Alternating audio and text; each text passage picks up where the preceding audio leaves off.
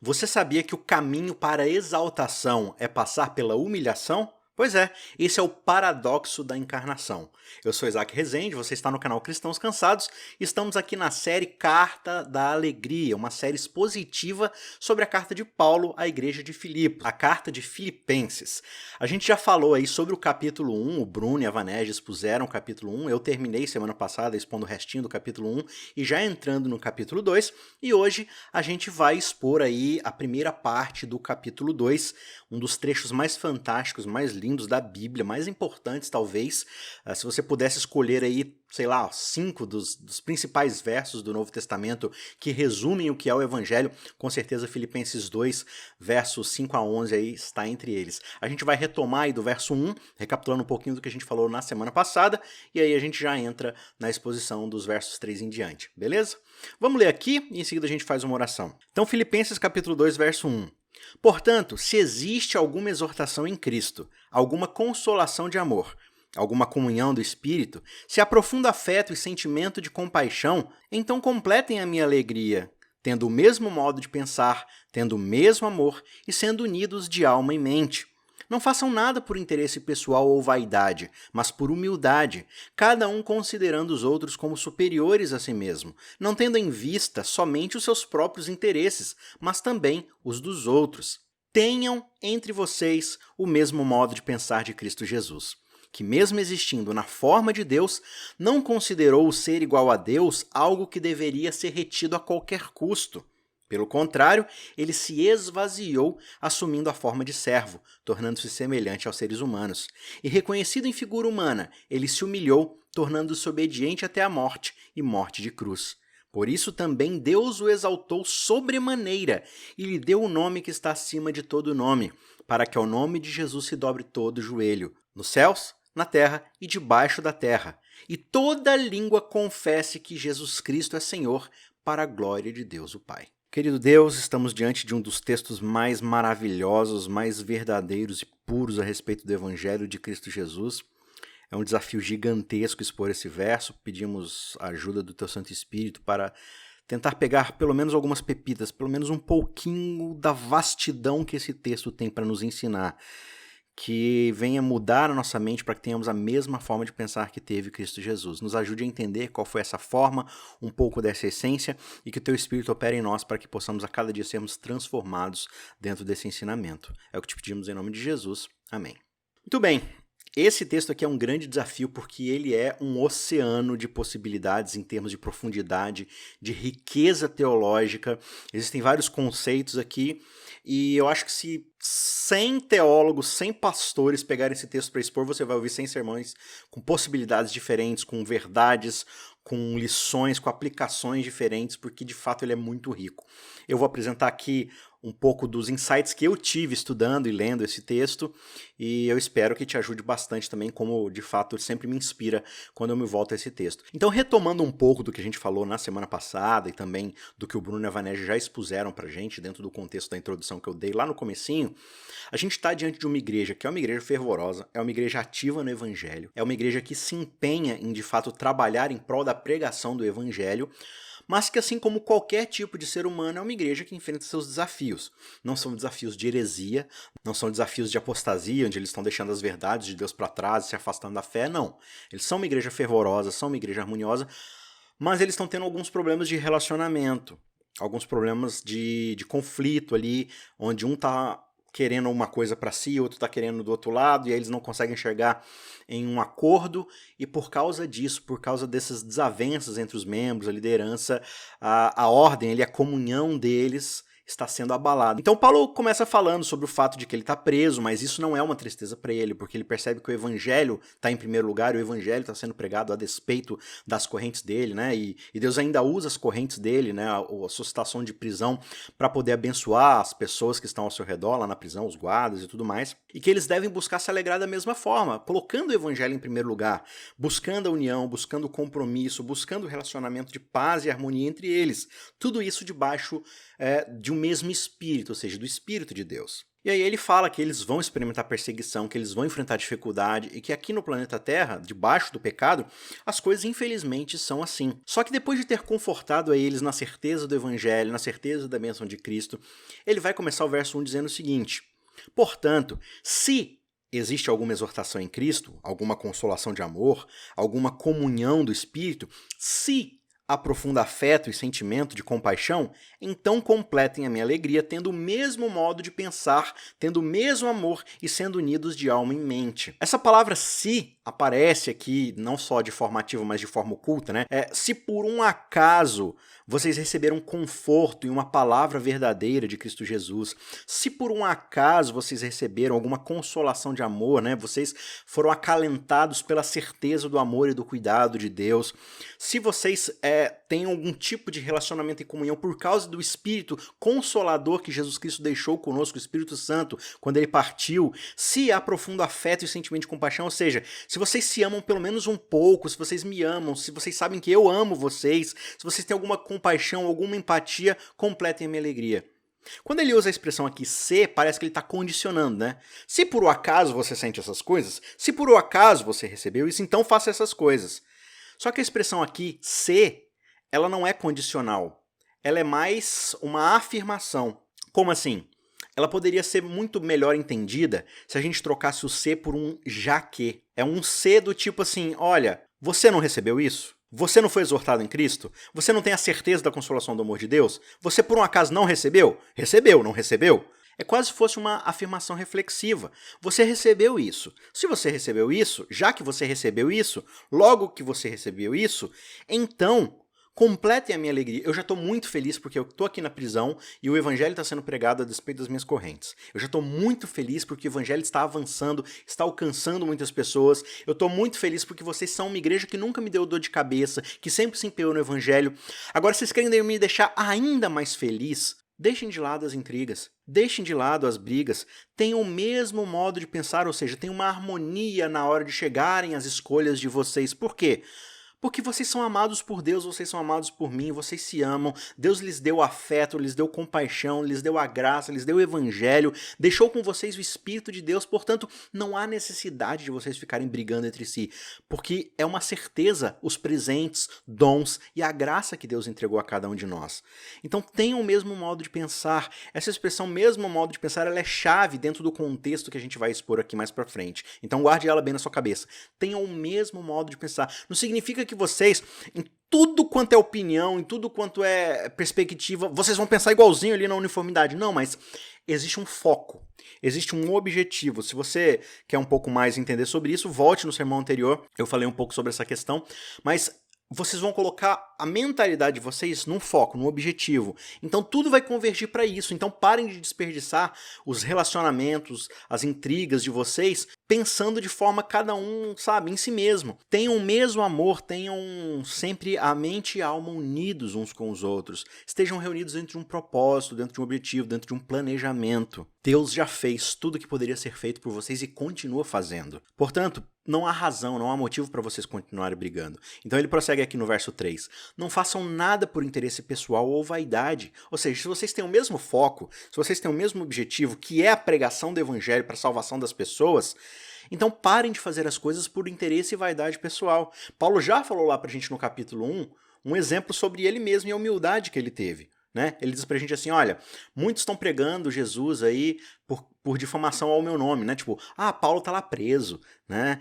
Ouçam nós pregadores que nós estamos presos. Paulo tá preso, então Paulo fez alguma coisa, né? Paulo não viveu a fé de forma correta, porque senão Deus não deixaria ele ser preso. Então escutem a gente pregar o evangelho. Eles até estão pregando a mensagem correta, mas pelas motivações erradas, por vanglória, por egoísmo. Paulo fala assim, quer saber? O meu nome não importa, o que importa é que o nome de Cristo está sendo pregado. Eu sou só uma ferramenta para a glória dele. Não sigam o exemplo desses caras. Sigam o meu exemplo, nesse caso. Não façam as coisas por interesse pessoal ou por vaidade, mas por humildade. E aqui está uma outra expressão que vai ser chave dentro do conceito de que Paulo vai expor. Como é que você vai fazer as coisas abandonando o interesse pessoal e a vaidade? Cara, interesse pessoal e vaidade são uma das coisas mais complicadas que o ser humano tem que lidar na vida pós-Éden, pós-queda. A vaidade é uma coisa que se instalou dentro do nosso coração e parece que todas as nossas escolhas, todos os nossos planos, desejos, objetivos, sonhos são intrínsecos à questão da vaidade e do interesse pessoal.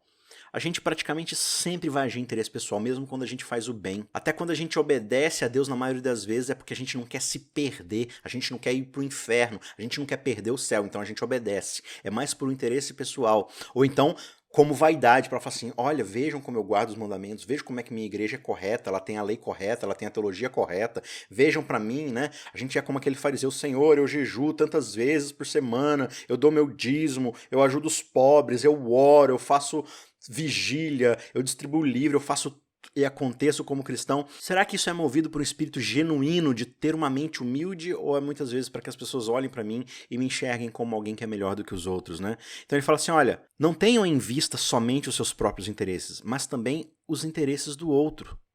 Então, a expressão que ele usa aqui para complementar a ideia de humildade é considere os outros superiores a si mesmo. Essa expressão considerar é como se ele estivesse falando assim, olha, faça um cálculo, faça uma conta. Como é que você vai considerar essa conta? Então pegue essas variáveis e pense assim, ó, você é a variável x. Então você vai pensar assim, ó, você é x, certo? Então as suas necessidades, seus objetivos, seus planos, a sua vontade é x. O outro é x mais 1, x mais 2, x mais 3, ou seja, ele tem um valor superior ao seu. Então na hora que você for fazer a conta, você vai chegar à conclusão de que as necessidades dos outros vêm em primeiro lugar porque elas têm mais valor. Então você vai considerar os outros como superiores a si mesmo. Você vai somar tudo isso, calcular tudo isso, você vai chegar à conclusão de que as suas ações, de que as suas decisões têm que primeiro beneficiar os outros e não a si mesmo. Aí você pensa assim, mas e se o outro não pensar em mim? Mas e se o outro não retribuir aquilo que eu sacrificar e aquilo que eu der? E se o outro não for humilde como eu? Você tá vendo como é que a nossa mentalidade automaticamente já vai para o interesse pessoal e para a vaidade? Aí você começa a ver muitos pregadores que lançam o evangelho de Jesus Cristo numa direção que é o contrário da humildade, é o contrário disso aqui que Paulo está falando, né? Olha, você é a coisa mais importante para Deus, né? Deus, ele não consegue sobreviver sem você. A razão de Deus existir é você. Deus precisa de você, você é a melhor coisa que existe no mundo e tudo mais. E a vaidade, e o status pessoal, né? Então, você não pode sofrer, Deus não vai deixar você sofrer, Deus não vai deixar você ter menos do que você merece, merecer, ter, poder, ser. São palavras-chave que vão afastando a gente dessa ideia do que Paulo está falando aqui sobre considerar os outros superiores a si mesmo, né? Aí outros vão falar assim, então a gente tem que amar o próximo como a nós mesmos. Mas isso significa que primeiro a gente deve buscar amar a nós mesmos. A gente tem que buscar um amor próprio primeiro para depois poder amar o outro. Cara, essa é a maior bobagem que existe. A menos que você seja uma pessoa que tenha transtornos emocionais e psíquicos, né, psiquiátricos, então você tem um desbalanço químico, algum problema emocional de algum trauma do passado, e aí você tem alguma dificuldade de se aceitar, de lidar bem com o que você é. Se você é uma pessoa minimamente saudável, dentro do que possa ser saudável do lado de cá da queda do Éden, você sempre vai colocar você acima de tudo. Você sempre vai se colocar em primeiro lugar. Você sempre vai buscar os seus próprios interesses. Isso é natural do ser humano debaixo do pecado. Então essa história de que primeiro eu preciso me amar para depois poder amar os outros. Cara, isso é uma bobagem. Isso é uma bobagem. A gente já se ama. Então, quando Jesus fala assim, olha, ame ao próximo como a si mesmo, citando lá as leis do Antigo Testamento, o que ele está falando assim, olha, parta do princípio de que tudo aquilo que você já sente naturalmente por si mesmo, ofereça também aos outros. Você quer um parâmetro para amar os outros? Até quando eu preciso amar o próximo? Até quando eu preciso me entregar pelo próximo? Você quer um parâmetro? Olha para tudo aquilo que você faria por você mesmo. Pega aquilo que você já faria por você mesmo e aí tá uma boa métrica para você fazer pelo próximo. Porque a gente não mede energia, sono, recurso para fazer as coisas que a gente quer para nós mesmos. Então Jesus está falando assim, olha, ofereça isso para o outro também. E aí Paulo vai fazer esse tipo de eco, né? Então assim, não é, primeiro ame-se a si mesmo e tal, e depois você pode amar os outros. Não, você já ama a si mesmo. Tem aquela frase assim, ame o pecador, odeie o pecado. Isso é verdade pra gente, quando se trata de nós mesmos. Porque a gente ama o pecador que somos nós e a gente odeia o pecado. E geralmente o pecado é o outro, né? Então, de fato, a gente deve buscar isso no outro. A gente deve buscar servir ao outro, por humildade, considerando os outros superiores a nós mesmos, não fazendo as coisas por vaidade, por interesse pessoal, não tendo em vista somente os nossos próprios interesses, mas o que é dos outros. Então, pegue tudo isso, coloque dentro de um pacote, faça a soma das prioridades, e a prioridade vai ser sempre o próximo, sempre o próximo. E se a gente viver numa comunidade onde cada um está buscando o interesse do outro, a gente está numa comunidade saudável que vai se apoiar uns aos outros. Dentro desse panorama introdutório que Paulo vai falar, olha, vocês precisam resolver o problema de comunhão e unidade de vocês. E para isso vocês precisam buscar o mesmo tipo de pensamento, o mesmo tipo de espírito, o mesmo tipo de comunhão. E a resposta, a base para que vocês tenham esse mesmo tipo de pensamento dentro dessa unidade é a humildade. Vocês precisam de humildade. E aqui entra um conceito um tanto quanto interessante, porque quando a gente fala de humildade, a gente tem geralmente respostas equivocadas, né? Conceitos equivocados sobre o que é humildade. A gente já vai falar um pouquinho sobre isso, mas para poder fazer essa ponte aqui para o verso 5, Paulo, no decorrer do livro de Filipenses, na carta de Filipenses, ele vai usar alguns exemplos de humildade. Ele já falou dele mesmo como humildade. É até um certo paradoxo, né? Já que a gente está falando de paradoxo aqui. Ah, Paulo é humilde, mas está falando dele mesmo. Mas humildade não é você simplesmente se considerar um ruim, um vagabundo, um cara que não presta. De novo, a gente acha humildade coisas que não são humildade. Humildade não é você ter uma visão acurada de quem você é e saber das suas características. Não, humildade é sabendo o que você é, sabendo as coisas que você tem, sabendo o que você é capaz, ainda assim tomar atitudes que favoreçam ao outro e não a si mesmo. Então Paulo se coloca como exemplo de humildade quando ele fala assim, olha, eu tô aqui na prisão, e se é a prisão que Deus quer que eu esteja para a pregação do evangelho, mesmo as pessoas me difamando, mesmo as pessoas indo contra mim, tudo bem, tá tudo certo. Eu estou aqui para cumprir o propósito de Deus. Ele vem em primeiro lugar. Esse é um exemplo de humildade. Paulo ainda vai usar dois outros exemplos de pessoas humildes, Epafrodito, que é o rapaz que vai ajudar Paulo lá na prisão, e Timóteo, que é o seu pupilo, que o ajuda ali com todo o processo da pregação do evangelho, e está sendo treinado por ele para poder cuidar das igrejas quando Paulo partir. Só que o centro da carta de Filipenses é justamente o exemplo que Paulo vai dar agora, que é o exemplo daquele que é a razão de todo o evangelho, Jesus Cristo. E aí é com esse panorama em mente que a gente chega no verso 5, onde Paulo vai de fato expor o central exemplo de humildade que ele tem, que é Jesus Cristo. E como é que ele vai fazer isso? Ele vai utilizar aqui, quando você observa aí na sua Bíblia, é bem possível que a forma aí da formatação do texto vai estar um pouco diferente, talvez, no estilo mais de poema, de música, porque é bem provável que o que ele vai falar agora é uma espécie de poema ou de música da época.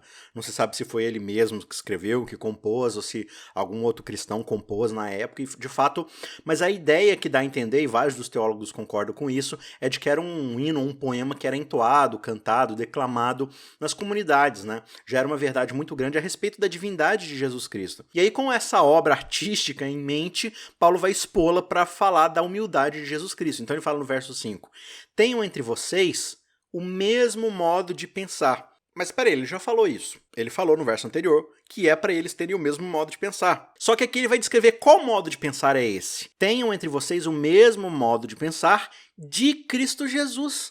Então, qual que é a ideia que deve prevalecer no meio dos cristãos, no meio da comunidade? É o jeito de pensar de Cristo Jesus. É o modelo de pensamento dele, é a visão de mundo que ele possui e transmitiu a todos nós nos seus ensinamentos e no seu modo de viver. E o que é esse modo de pensar de Cristo Jesus? E aqui é muito maravilhoso, porque não só Paulo vai falar de Cristo, mas ele vai mostrar pra gente o que Jesus pensa, o que o próprio Deus pensa, o que se passa na mente de Jesus Cristo, na mente de Deus. E ele diz assim no verso 6, embora o mesmo Jesus tendo existido na forma de Deus, não considerou o ser igual a Deus algo que deveria ser retido a qualquer custo. Algumas Bíblias vão falar algo que deveria apegar-se, algo que deveria reter. Ele não julgou por usurpação ser considerado igual a Deus. Então, para a gente sistematizar isso aqui, o que Paulo está colocando? Ele está dizendo assim, olha, Jesus tem um modo de pensar. E é esse modo de pensar que a gente deve ter enquanto cristãos, enquanto comunidade de fé. O jeito de pensar de Jesus Cristo. Qual foi esse jeito de pensar? Mesmo Jesus tendo existido na forma de Deus, e a expressão forma aqui, ela é um tanto quanto ambígua, pelo menos no português e outras línguas mais modernas, porque forma dá a ideia da gente de uma aparência mais externa, um formato, né? Quando você pensa num ser humano, essa é a forma de um ser humano, né? Os braços, as pernas, os olhos, o cabelo e tal. Mas a expressão aqui que Paulo usa no grego é a expressão morfê.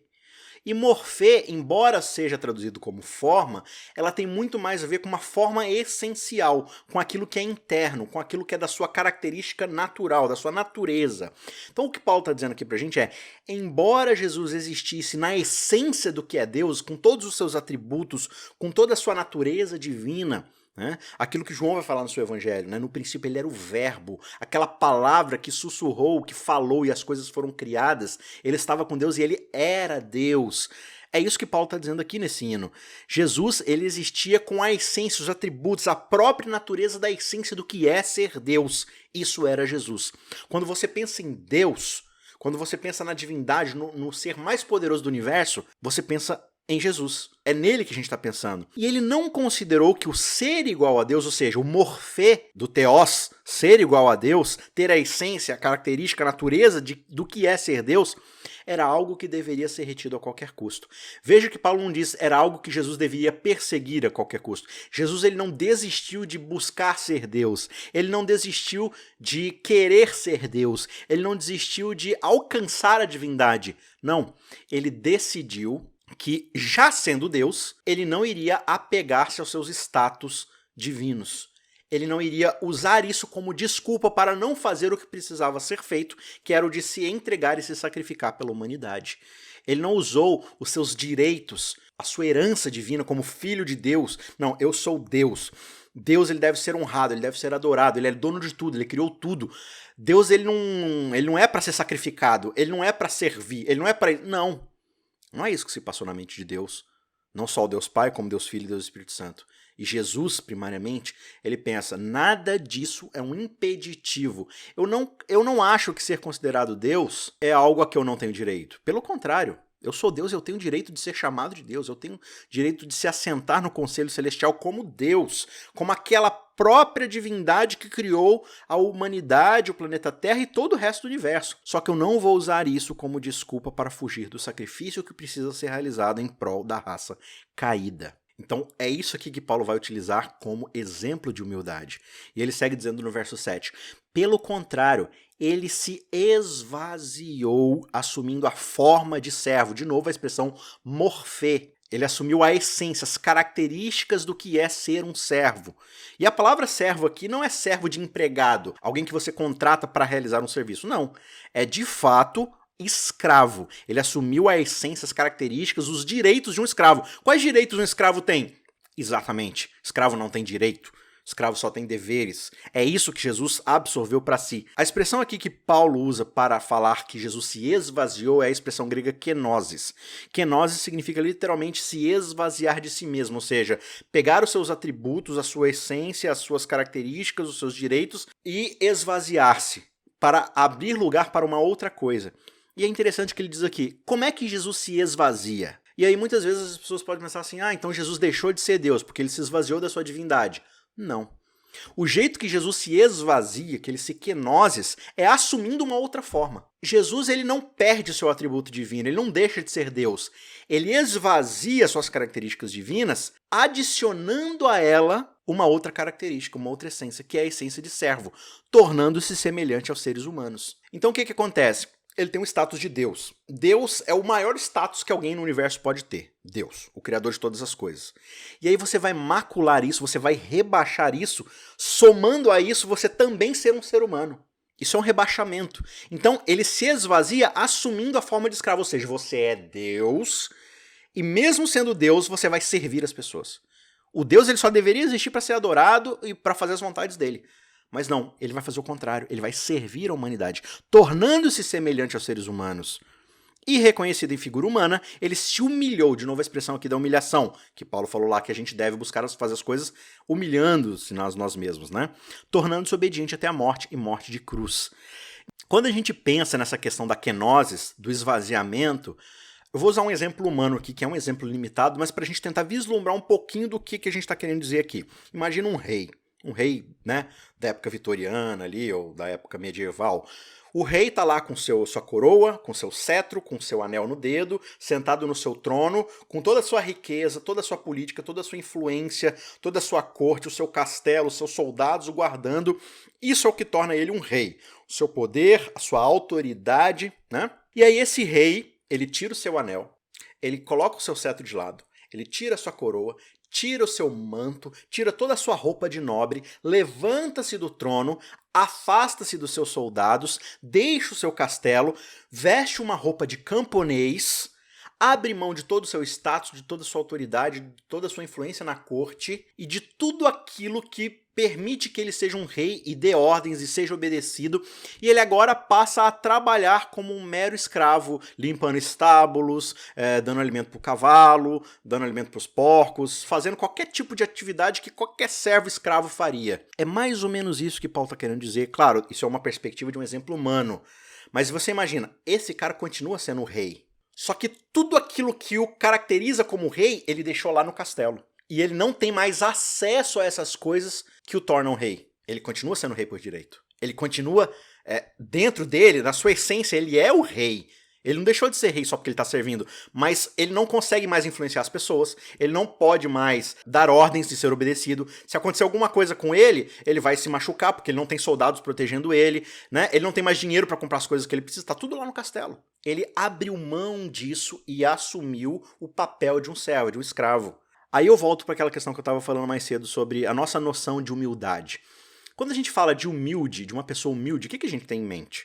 Geralmente você pega assim, aquele homem, aquela mulher é bem humilde. Por quê? Porque mora numa casa simples, não tem dinheiro para comprar comida, não tem dinheiro para comprar roupas chiques, não tem dinheiro para ter um carro. O emprego que ele tem é um emprego bem humilde, né? Porque, sei lá, não sei, ele cata lixo na rua, ele faz atividades simples, assim, que não remuneram muito bem, então ele é uma pessoa muito humilde. Ou então, aquele homem, aquela mulher fala de um jeito errado, não conjuga direito os verbos do português, a concordância, fala as coisas de forma muito bobinha, assim, tipo, as ideias são umas ideias, assim, bem fracas, assim, não tem muita instrução, é uma pessoa muito humilde. Mas será que é isso que é humildade? Porque, veja, quando a gente olha para uma pessoa dessa, a gente está descrevendo uma realidade. Fala assim, olha, essa é uma pessoa desprovida de uma educação formal, desprovida de certo ganho econômico, desprovida de certo status dentro da sociedade.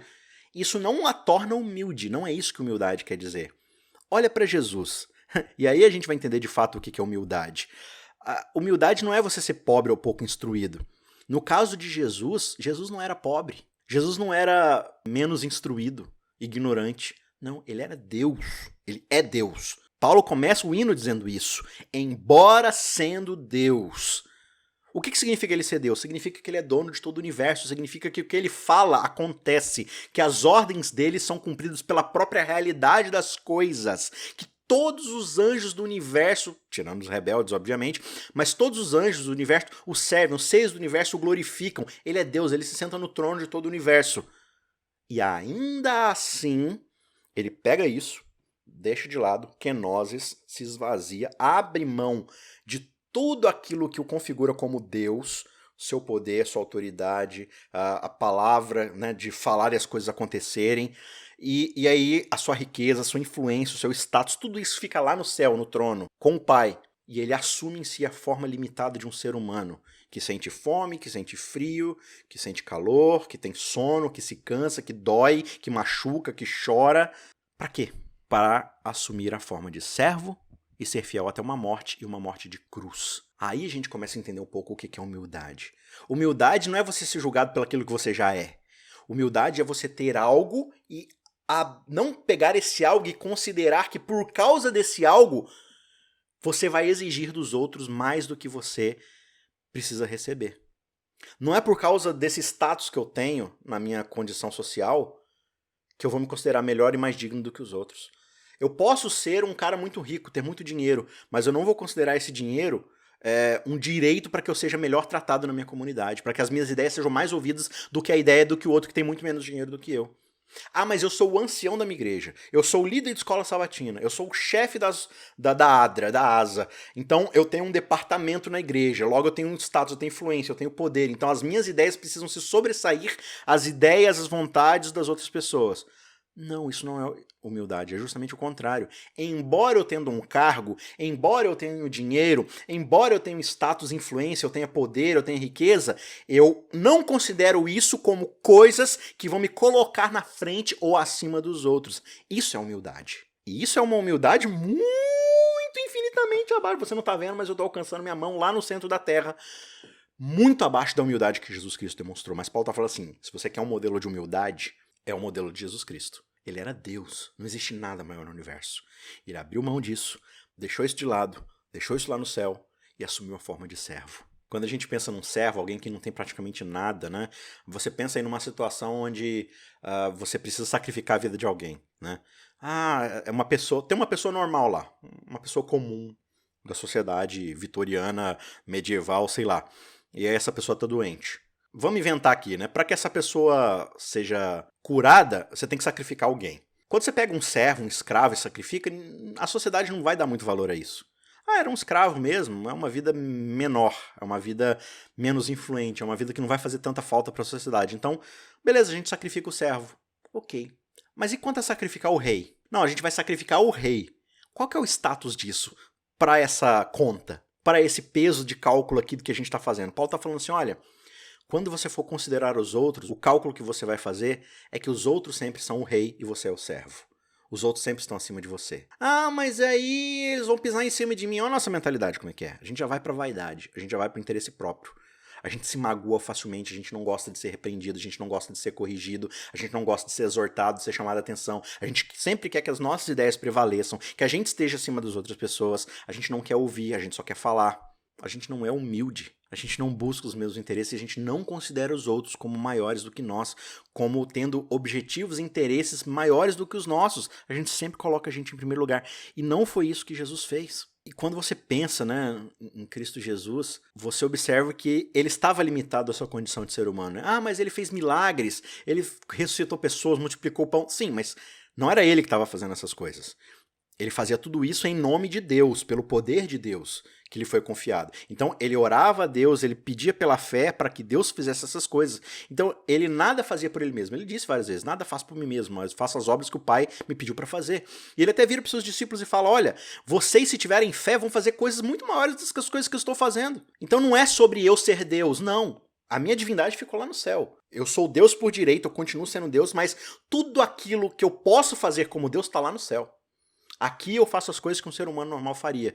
Coisas que todos vocês poderiam fazer se tivessem a fé, a comunhão e a confiança no Pai que eu tenho. Só que ainda assim, dentro de toda essa limitação, olha que interessante. Quando você vai lá para o Evangelho de João, no capítulo 13, descrevendo aqui o jantar da Páscoa, né? Lá logo antes de Jesus morrer, diz assim, ora, verso 1 do capítulo 13. Antes da Páscoa, da festa da Páscoa, sabendo Jesus que era chegada a sua hora de passar deste mundo para o Pai, tendo amado os seus que estavam no mundo, amou-os até o fim. E o verso 2 vai dizer que durante a ceia, tendo já o diabo posto no coração de Judas Iscariote, filho de Simão, que traísse a Jesus, ou seja, Jesus já sabia que Judas iria traí-lo. Deus já tinha revelado isso para ele. Ele já sabia que qualquer coisa que ele fizesse por Judas seria algo oferecido a um traidor.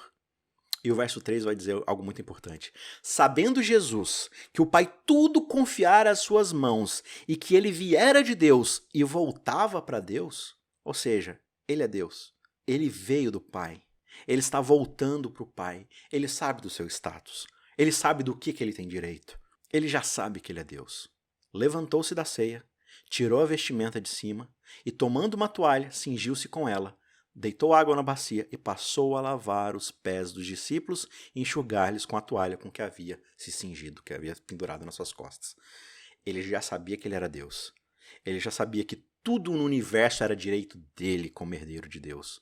Não é? No sentido teológico aqui que os autores costumam colocar. O filho primogênito do Pai. E tendo existido em forma de Deus, sabendo tudo que ele tinha direito, ele passa a lavar os pés, realizar uma tarefa de um simples servo. Isso é humildade. E a ordem que Jesus dá é, vocês entenderam o que eu fiz para vocês?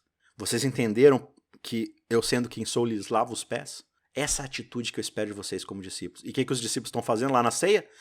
Quem vai sentar do lado de Jesus? Quem vai ter direito àquele cargo quando Jesus for lá e alcançar? E aí Jesus mostra para eles, olha, uma conversa que ele já teve anteriormente, vocês sabem que os governantes desse mundo, eles exercem pelo poder, pela coerção, pela força, pelo status. Não deve ser assim entre vocês. Entre vocês o mais importante é aquele que mais serve. O que é interessante porque se a gente considerar toda a história do evangelho, quem é que mais nos serviu? É aquele que é o mais importante de todos. Quanto maior o cargo, maior o nível de servidão. Então, o quanto serve alguém que é Deus?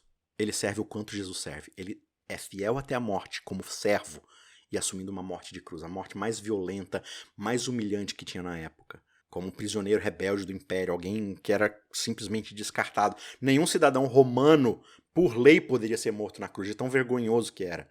Agora eu pergunto pra você uma coisa. Vamos fazer um exercício de imaginação aqui. Seja honesto com você mesmo. Imagina que você está trabalhando no seu emprego, é um emprego comum, num cargo baixo.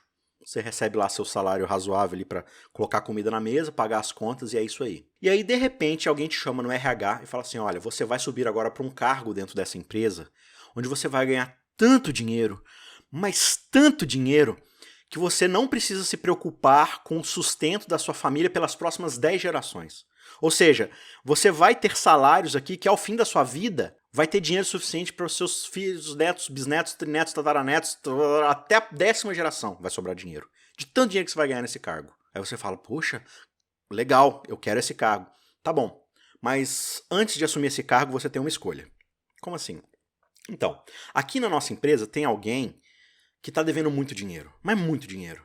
Essa pessoa está devendo uma grana muito razoável. E ele tem que pagar essa grana. Mas tem uma forma dele ser perdoado dessa dívida. É se você abrir mão da sua promoção agora. Ou seja, eu tenho agora uma promoção diante de mim que as próximas 10 gerações da minha família vão estar tranquilas quanto a dinheiro. Só que se eu abrir mão dessa promoção e continuar no meu emprego, uma pessoa que está ali, que eu mal conheço, ela vai ser perdoada de uma dívida que ela tem. Que é problema dela, que é culpa dela, que ela que tem que pagar. Se você estivesse diante dessa situação, você aceitaria a promoção ou você abriria mão dessa promoção? Seja sincero. A gente está falando aqui de uma promoção. Agora você imagina que você é Deus e que você deixar de lado a sua divindade vai salvar a humanidade. Isso é muito maior. Só que mesmo diante do nosso nível, da nossa esfera de escolhas, a gente não conseguiria fazer esse tipo de escolha. A gente teria que negar demais o nosso eu, assim, de um nível sobrenatural. Só pelo Espírito Santo alguém poderia fazer isso. E ainda assim, sabe, pela nossa natureza ia ser uma briga feia. Agora você imagina o que Deus fez. Então, quando a gente pensa em humildade, sabe, a gente pensa de forma muito baixa, muito nivelada para baixo. Quando você olha para a sociedade hoje, não é o que a sociedade pensa.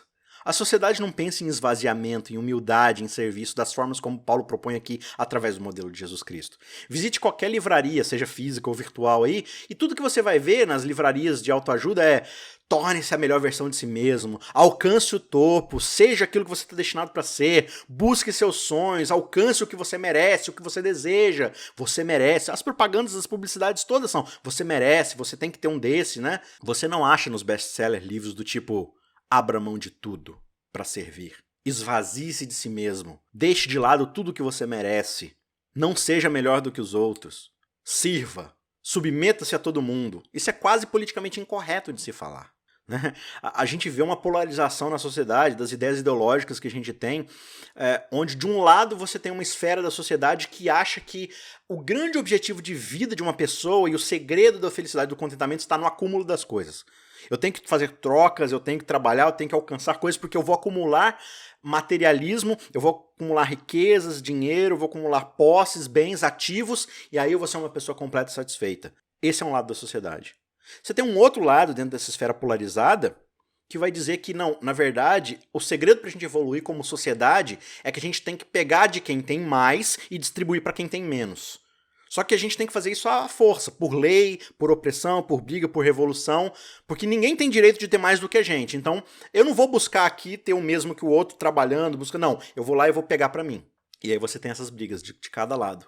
O que você não tem é o movimento de pessoas falando assim, puxa, eu tenho mais do que eu preciso. Que tal se eu abrir mão do que eu tenho e distribuir entre aqueles que precisam, de forma voluntária, de forma evangelística, ou seja, o evangelho me alcançou e me fez perceber que tudo que eu preciso é o Deus que se fez servo por mim. Já que eu tenho tudo que eu preciso, se há qualquer tipo de afeto, de comunhão, de amor, de consolo, por que eu também não posso servir? Assim como o meu Jesus serviu. Ninguém na sociedade acha que o melhor é dar, que o melhor é oferecer. Só que quando a gente olha para esse exemplo de Cristo, Paulo vai dizer que o efeito desse tipo de serviço, desse tipo de humilhação que Jesus se submeteu, foi que Deus o exaltou, ele diz no verso 9, de sobremaneira, ou seja, de um jeito gigantesco, e lhe deu o nome que está acima de todo nome. Ou seja, Jesus recebe o nome que está acima de todo e de qualquer nome, o nome mais alto e mais importante que alguém poderia receber no universo, para que ao nome de Jesus se dobre todo joelho nos céus, na terra e debaixo da terra. Ou seja, todo mundo vai num ato de reconhecimento da soberania de Deus, de Jesus, se ajoelhar, dobrar seus joelhos nos céus, ou seja, os anjos, as criaturas celestiais, na terra, todos aqueles que são os seres humanos caídos, que se arrependeram ou que não se arrependeram, e os debaixo da terra, ou seja, mesmo aqueles que já morreram, irão ressuscitar para poder dobrar seus joelhos diante de Deus. E toda língua vai confessar o quê? O nome de Jesus, o nome que ele recebeu. Que nome é esse? Jesus Cristo é Senhor, para a glória de Deus, o Pai. O nome que Jesus recebe aqui é Jesus Cristo é Senhor. Jesus é o nome que ele recebe quando vem a essa terra. É a representação de que, embora ele fosse Deus, ele não achou que ser Deus era algo que ele via pegar. Ele assumiu forma de servo. E esse servo se chama Jesus. E esse Jesus, ser humano, recebe ainda um outro nome, um título, que é Cristo. Um título messiânico, que diz que ele é aquele que vai ser sacrificado para que o pecado do mundo seja perdoado, seja sanado. Então, o título de Cristo significa sacrifício. Ele, como Jesus, que é Deus, assume forma de humano, e como humano ele vai ser sacrificado pelos outros humanos. E por causa disso, ele é Senhor, ele é Kurios, ele é aquele que está acima de todos, ele é o mestre, ele é o maior de todos. E o maior de todos é aquele que vira servo e se entrega. Então, o nome que está acima de todo nome é o nome que tem um status maior no reino de Deus. E se a essência de Deus é o serviço e o sacrifício, é dar, é se entregar, o que significa ser Senhor nesse reino? Significa que ele atingiu o patamar daquele que mais serve. Por isso o nome dele está acima de todos os nomes, porque ele foi quem mais serviu todo o universo. E diante desse sacrifício, um dia, toda a criação, todo o universo vai dobrar seus joelhos e confessar que Jesus Cristo é Senhor para a glória de Deus o Pai. Por que para a glória de Deus o Pai? Porque Jesus é Deus. E ele representa o Pai, e as suas obras representam o caráter do Pai. Então, quando Jesus é reconhecido diante de todo o universo como aquele que mais serve, isso é glória para Deus, porque a essência de Deus é servir. Olha que fantástico. Cara, isso aqui explodiu a cabeça de todo mundo. A glória de Deus é dar, é servir, é oferecer. Quando você pensa, por exemplo, na Trindade, você enxerga uma divindade, um Deus, que ele existe em toda a eternidade e ele ama. Porque ele é uma comunidade. Imagina que Deus não fosse uma trindade, que ele fosse um objeto único. Se Deus é um único ser, uma única pessoa, então antes de criar o universo, ele nunca amou na vida. Ele nem sabe o que é amor. Para ele ter amado, ele precisa no mínimo de mais alguém. Porque não tem como você amar sendo a única pessoa que existe no inteiro universo. Você ama o quê? A quem? A si mesmo? Isso é egoísmo. Quando você só ama a si mesmo. Se você não tem um outro objeto para retribuir seu amor. Então a própria essência da Trindade já mostra ali uma submissão de um ao outro, buscando a glória de um ao outro, amando um ao outro. Então isso significa que quando a Trindade criou o universo, criou a humanidade, ele não nos criou, por exemplo, seres humanos, porque ele tinha uma necessidade. Porque ele precisava de alguém para adorá-lo, para amá-lo, para preencher algo que faltava dentro dele. Não, ele já tinha o amor, a essência, a submissão, o serviço dentro da Trindade. Quando ele nos cria, ele não cria para poder receber alguma coisa. Ele cria para oferecer alguma coisa, para ter um objeto a mais, para dar, para amar, porque Deus é um amor que está sempre em expansão. E ele não só cria alguém que não vai acrescentar nada para ele, como ele cria alguém que vai custar tudo para ele. Vai custar seu próprio filho, uma parte de quem ele é. Uma das pessoas da Trindade vai ter que morrer por causa dessa criação. Isso é humilhação. Isso é serviço. Essa é a essência de quem Deus é, de quem a Trindade é. Só que aí tem uma questão. Se Jesus Cristo é o Senhor, o que isso muda na minha vida? Se eu tenho que me submeter a alguém cuja principal característica é o serviço, como isso deve influenciar a forma como eu vivo? É o que Paulo começou o capítulo falando. Que tipo de vida cristã comunitária eu tenho? Eu sou melhor que os outros? Eu sempre tento colocar minha vontade acima da vontade de todo mundo? Eu sempre tento me mostrar como superior? Ou eu sempre coloco os outros em primeiro lugar? Quando eu sou exortado, será que meus sentimentos se ferem o tempo todo? E eu sou aquela pessoa que, ninguém pode me corrigir, só Deus pode me julgar? Ou eu sou alguém que escuta e fala assim, não, realmente eu preciso mudar nisso. Não, você tem razão, obrigado por ter me corrigido, agora eu tenho a oportunidade de melhorar, de mudar. Obrigado por pensar em mim e me valorizar a ponto de querer que eu melhore. Não é essa postura que a gente tem. A gente está sempre pensando em nós mesmos como melhor, sabe? A nossa história de vida, desde o Éden, é exatamente o contrário da história que Paulo está contando aqui sobre Jesus. Embora sendo Deus, não achou que ser Deus era algo a que ele devia apegar-se firmemente, mas ele abre mão de ser Deus e assume a forma de servo. Essa é a história de Jesus. Agora vamos contar a nossa história? Embora não sendo Deus, achamos que ser Deus era algo que devíamos querer e ambiciar. algo que devíamos buscar usurpar. Queríamos assumir a forma de Deus, embora não fôssemos Deus. Ah, isso pode ser verdade para Adão e Eva, mas isso não é verdade para mim. Eu não quero ser Deus. Será? Porque veja, o que fez Adão e Eva querer usurpar a divindade? Eles julgaram que eles poderiam decidir por conta própria o que é certo e errado, algo que somente Deus pode fazer. Eles quiseram comer do fruto que permitia que eles decidissem o bem e o mal. Eles duvidaram da palavra de Deus. Eles acharam que a palavra de Deus não era suficiente para ser obedecida, que eles poderiam ser Deus no lugar. Não é essa a grande maquinação de Satanás quando ele quer subir as mais altas nuvens e ser semelhante ao Altíssimo? Ou seja, ele quer ser igual a Deus, ele quer assumir a morfes de Deus. Quer ser a mesma substância, a mesma essência, dos mesmos atributos, direitos da divindade. E é isso que Adão e Eva tentaram fazer. Aí você vai lá para Babel, o que acontece em Babel? Vamos subir aos céus para que o nosso nome seja lembrado. Vamos alcançar o céu por conta própria, para que o nosso nome seja exaltado. Embora não sejam um Deus, eles querem se apegar a ser Deus. Agora pensa em mim e você, não, mas eu não sou assim. Eu não quero ser Deus. Então, toda vez que você vê uma verdade bíblica, que você sabe que é uma verdade vinda de Deus, e você decide fazer diferente, fazer pela sua própria vontade, fazer do jeito que você acha que é melhor, você está falando assim, Deus falou, mas eu prefiro a minha própria opinião. Eu prefiro ser o meu próprio Deus. Isso é exatamente o contrário do que é reconhecer que Jesus Cristo é Senhor. Sabe, quando a gente pensa em querer subir aos céus para tomar o status divino, a gente está falando principalmente de justificação pelas obras. E a justificação pelas obras é um negócio muito perigoso, porque ela nos coloca no status de queremos nos orgulhar daquilo que a gente fez. Eu não preciso de Jesus, porque eu tenho condição de obedecer sozinho, de fazer as coisas sozinho. Embora não sendo Deus, eu acho que ser Deus é algo que eu devo me apegar, seja pelas minhas obras, pelos meus alcances, pelas minhas performances. E quando eu penso dessa forma, eu me torno orgulhoso. E ao invés de estar debaixo do senhorio de Cristo para reconhecer tudo que ele fez, eu olho para o outro e falo assim, eu sou melhor que você, porque olha o que eu já alcancei como cristão. Olha onde eu cheguei no meu status de perfeição cristã. Então você que tem que correr atrás agora para poder me alcançar. Olha, Jesus ensina que a perfeição cristã dentro da Bíblia é a do serviço, é da entrega desinteressada. Se alguém acertar sua face, oferece a outra. Se alguém querer sua túnica, oferece também. Enfim, é sempre buscar dar o próximo passo e andar a próxima milha. Só que não, a gente quer justamente alcançar um estado de independência. Embora nós não sejamos Deus, a gente acha que ser Deus é algo que a gente deve buscar. Sendo que a forma de buscar ser igual a Deus dentro da imagem e semelhança do que é ser Deus é amar desmedidamente e infinitamente como Jesus ama, servindo, se entregando. O pecado acontece quando a criatura quer abrir mão de ser criatura e alcançar a divindade. A salvação acontece quando a divindade deixa de lado o seu status de divindade e busca ser um ser humano.